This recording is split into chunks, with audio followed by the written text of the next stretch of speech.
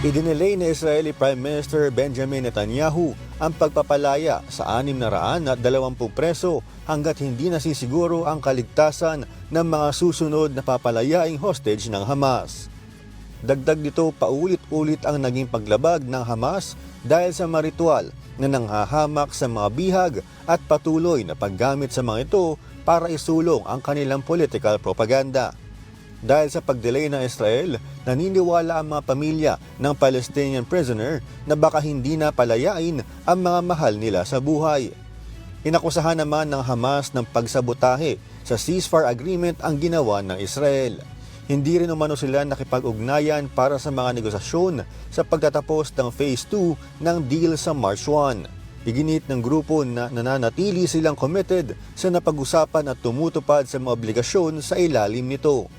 Naniniwala naman si Zahir Jabarin, puno ng Hamas sa West Bank, na nais pa rin ni Netanyahu na ituloy ang gyera.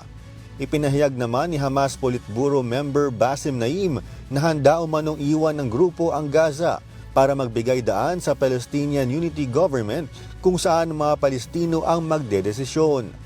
Samantala, inatake naman ng Israel ang border ng Lebanon at Syria upang pigilan ng Hezbollah sa pagsumagel ng mga armas patungo sa Lebanon.